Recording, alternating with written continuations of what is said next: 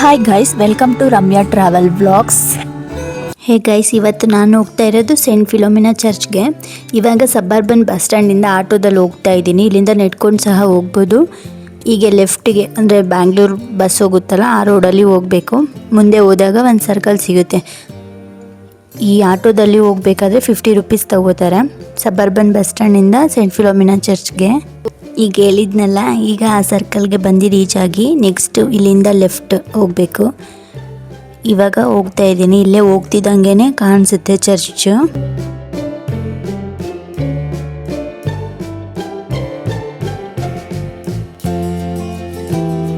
ಈ ರೋಡ್ ಹತ್ರ ಬರ್ತಿದ್ದಂಗೆ ಕಾಣಿಸುತ್ತೆ, ಅಲ್ಲಿ ಕಾಣಿಸ್ತಾ ಇದೆಯಲ್ಲ ಅದೇ ಚರ್ಚ್.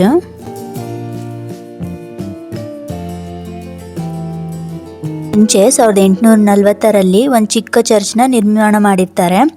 ಅದು ಕಾಲಕ್ರಮೇಣದಲ್ಲಿ ಭಕ್ತರ ಸಂಖ್ಯೆ ಹೆಚ್ಚಾಗುತ್ತೆ.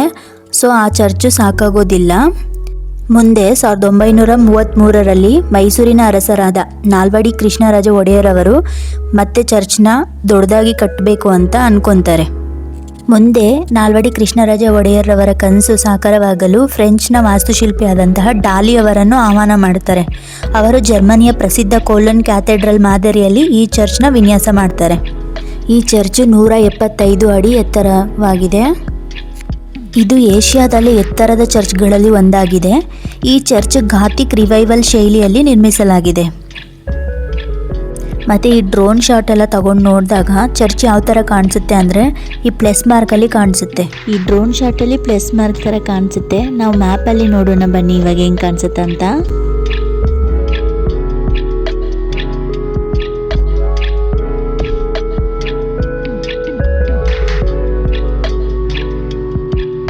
ಈ ಥರ ಚರ್ಚ್ನ ನಾವು 3 ಕಡೆ ನೋಡೋಕ್ಕಾಗೋದು. ಒಂದು ನಮ್ಮ ಮೈಸೂರಿನಲ್ಲಿ, ಇನ್ನೊಂದು ಜರ್ಮನಿ ಮತ್ತು ನ್ಯೂಯಾರ್ಕ್ನಲ್ಲಿ.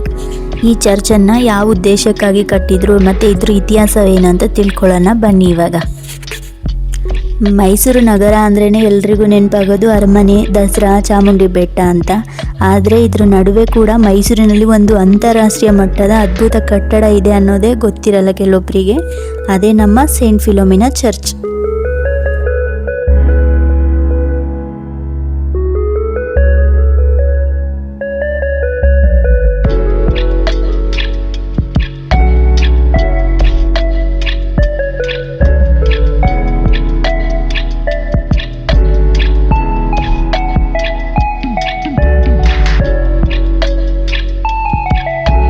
ಇವಾಗ ಸ್ಲಿಪ್ಪರ್ ಒಳಗಡೆ ಅಲೋ ಇರೋದಿಲ್ಲ, ಅದಕ್ಕೋಸ್ಕರ ಮುಂದೆ ಬಂದರೆ ಸ್ಲಿಪ್ಪರ್ ಕೌಂಟರ್ ಇರುತ್ತೆ. ಅಲ್ಲಿ ಸ್ಲಿಪ್ಪರು ಮತ್ತು ಬ್ಯಾಗ್ ಇಟ್ಬಿಟ್ಟು ಇವಾಗ ಚರ್ಚ್ ಒಳಗಡೆ ಹೋಗ್ತಾ ಇದ್ದೀನಿ.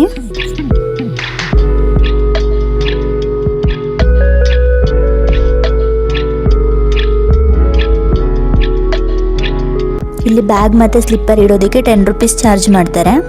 ಈ ಚರ್ಚ್ನ ಟ್ವಿನ್ಸ್ ಟವರ್ ಅಂತ ಕೂಡ ಕರೀತಾರೆ. ಒಳಗಡೆ ವಿಡಿಯೋ ಮಾಡೋದಕ್ಕೆ ಅಲೋ ಇರೋದಿಲ್ಲ, ಆದರೂ ಸ್ವಲ್ಪ ಮಾಡ್ಕೊಂಡಿದ್ದೀನಿ. ಈ ಚರ್ಚಲ್ಲಿ 700 ಜನ ಕೂತ್ಕೊಂಡು ಪ್ರೇಯರ್ ಮಾಡ್ಬೋದು, ಅಷ್ಟು ದೊಡ್ಡದಾಗಿದೆ. ಮೇಲೆ ನೀವೇನು ಕಿಟಕಿ ನೋಡ್ತಾ ಇದ್ದೀರಾ, ಆ ಕಿಟಕಿಯಲ್ಲಿ ಕ್ರಿಸ್ತನ ಜನನ ಮತ್ತು ಶಿಲುಬೆಗೇರಿಕೆ ಮತ್ತು ಪುನರುತ್ಥಾನದ ದೃಶ್ಯಗಳನ್ನು ಬಣ್ಣಗಳಲ್ಲಿ ಚಿತ್ರಿಸಲಾಗಿದೆ. ಈ ಚರ್ಚ್ನ ಪ್ರಮುಖ ಆಕರ್ಷಣೆ ಅಂದ್ರೇ ಇವಾಗ ನೆಕ್ಸ್ಟ್ ಹೋಗ್ತಾ ಇದ್ದೀನಲ್ಲ ಅದು. ಇಲ್ಲಿ ಏನು ಮಾಡಿದ್ದಾರೆ ಅಂದರೆ ಫಿಲೋಮಿನಾಳ ಮೂರ್ತಿ ಹಾಗೂ ರೋಮ್ನಿಂದ ತರಿಸಲಾದ ಅವಶೇಷಗಳನ್ನು ಕೆಳಗಡೆ ಇಟ್ಟಿದ್ದಾರೆ. ಫಿಲೋಮಿನಾ ಯಾರು ಅಂತ ತಿಳ್ಕೊಳ್ಳೋಣ ಬನ್ನಿ. ಸೆಂಟ್ ಫಿಲೋಮಿನಾ ಹುಟ್ತಾಳಲ್ಲ, ಹುಟ್ಟೋಕ್ಕಿಂತ ಮುಂಚೆ ಅವ್ರ ಅಪ್ಪ ಅಮ್ಮಂಗೆ ಮಕ್ಕಳಿರೋದಿಲ್ಲ. ಆಮೇಲೆ ಚರ್ಚಿಗೆ ಬಂದು ಪ್ರೇ ಮಾಡಿದಾಗ ಸೆಂಟ್ ಫಿಲೋಮಿನಾ ಹುಟ್ಟೋದು. ಸೆಂಟ್ ಫಿಲೋಮಿನಾ ಹುಟ್ಟಿದ ಮೇಲೆ ಅವಳು ಧರ್ಮ ಪ್ರಚಾರಕ್ಕಾಗೇ ಹುಟ್ಟಿರ್ತಾಳೆ. ನೆಕ್ಸ್ಟು ರೋಮನಿನ ಒಬ್ಬ ರಾಜ ಸೆಂಟ್ ಫಿಲೋಮಿನಾ ಮೇಲೆ ಆಸೆ ಆಗುತ್ತೆ. ಅವಳನ್ನ ಮದುವೆ ಆಗಬೇಕಂತ ಇಷ್ಟಪಡ್ತಾನೆ. ಬಟ್ ಆದರೆ ಫಿಲೋಮಿನಾ ಅದನ್ನು ನಿರಾಕರಿಸ್ತಾಳೆ. ಅದಕ್ಕಾಗಿ ಅವಳ ಶಿರಶ್ಛೇದನ ಆಗುತ್ತೆ. ಆದರೆ ಮೈಸೂರಿನ ರಾಜ ಅವಳ ತ್ಯಾಗಕ್ಕಾಗಿ ಮತ್ತು ನಿಸ್ವಾರ್ಥ ಗುಣಕ್ಕಾಗಿ ಪ್ರಾರ್ಥನಾ ಮಂದಿರವನ್ನೇ ಕಟ್ಟಿಸ್ತಾರೆ. ಅವಳು ಸತ್ತಂಥ ಜಾಗದಿಂದ ಅಲ್ಲಿಂದ ಮೂಳೆಗಳನ್ನು ಮತ್ತು ರಕ್ತದ ಕಲೆ ಇರೋ ಬಟ್ಟೆಗಳನ್ನು ತಂದು ಇಲ್ಲಿರಿಸಿದ್ದಾರೆ. ಇಲ್ಲಿಂದ ಎಕ್ಸಿಟ್ ಇರುತ್ತೆ. ಇಲ್ಲಿ ಬರುವಾಗ ಯಾರು ಈ ಚರ್ಚ್ನ ಕಟ್ಟಿಸೋದಕ್ಕೆ ದಾನ ಮಾಡಿದ್ದಾರೆ ಅವರ ಪ್ರತಿಯೊಂದು ಹೆಸರು ಇಲ್ಲಿ ಬರೆಸಿದ್ದಾರೆ. ಗೈಸ್ ಇಲ್ಲಿ ಬರಬೇಕಾದ್ರೆ ತುಂಬಾ ಭಯ ಆಗ್ತಾಯಿತ್ತು. ಅದು ಗುಹೆ ಥರ ಇತ್ತು, ಯಾರು ಹಿಂದೆ ಬರ್ತಾ ಇರ್ಲಿಲ್ಲ ಕಾರಣ ಸಖತ್ತು ಭಯ ಆಗ್ತಿತ್ತು ನನಗೆ. ಈ ಚರ್ಚ್ನ ಕಟ್ಟೋದಕ್ಕೆ ಹಣ ಮೂಲೆ ಮೂಲೆಗಳಿಂದ ಸಂಗ್ರಹ ಆಗಿದೆ. ನನಗಂತೂ ಆ ಗುಹೆಯಿಂದ ಯಾವಾಗ ಆಚೆ ಬರ್ತೀನಿ ಅನ್ನೋ ಥರ ಅನಿಸ್ತಿತ್ತು.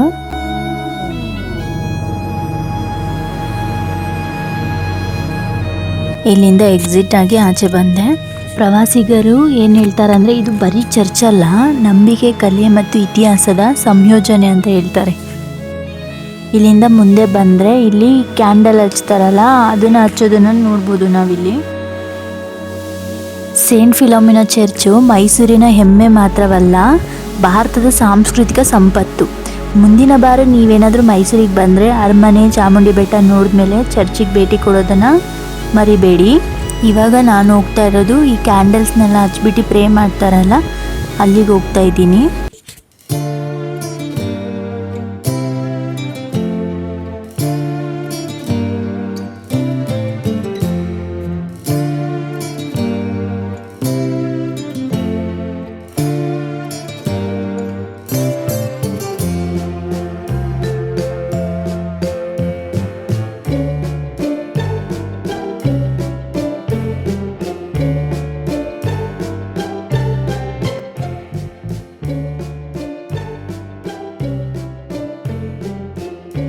ಇಲ್ಲಿ ಕನ್ನಡ, ಇಂಗ್ಲಿಷ್, ತಮಿಳು ಮತ್ತು ಲ್ಯಾಟಿನ್ ಭಾಷೆಗಳಲ್ಲಿ ಪ್ರಾರ್ಥನೆ ನಡೆಯುತ್ತೆ.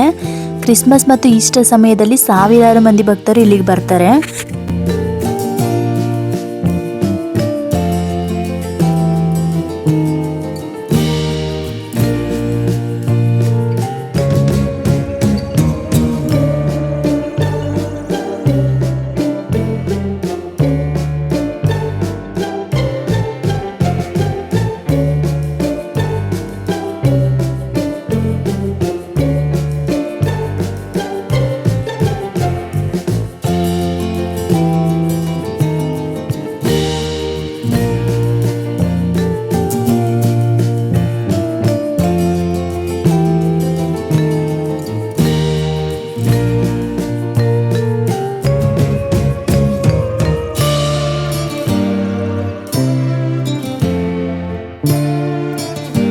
ಹೀಗಾಗಿ ಸೇಂಟ್ ಫಿಲೋಮಿನಾ ಚರ್ಚ್ ಕೇವಲ ಒಂದು ದೇವಾಲಯವಲ್ಲ, ಇದು ಕಲೆ, ನಂಬಿಕೆ ಹಾಗೂ ಇತಿಹಾಸದ ಅದ್ಭುತ ಸಂಯೋಜನೆಯಾಗಿದೆ. ಮುಂದಿನ ಬಾರಿ ನೀವೇನಾದರೂ ಮೈಸೂರಿಗೆ ಬಂದರೆ ಈ ಚರ್ಚ್ಗೆ ವಿಸಿಟ್ ಮಾಡೋದನ್ನು ಮರಿಬೇಡಿ. Thank you guys for watching. Please ನಿಮ್ಗೇನಾದರೂ ಈ ವಿಡಿಯೋ ಇಷ್ಟ ಆಗಿದ್ದರೆ ಒಂದು ಲೈಕ್ ಮಾಡಿ, ಶೇರ್ ಮಾಡಿ, ಹಾಗೆ ನನ್ನ ಚಾನಲ್ನ ಸಬ್ಸ್ಕ್ರೈಬ್ ಮಾಡ್ಕೊಳ್ಳಿ. Thank you.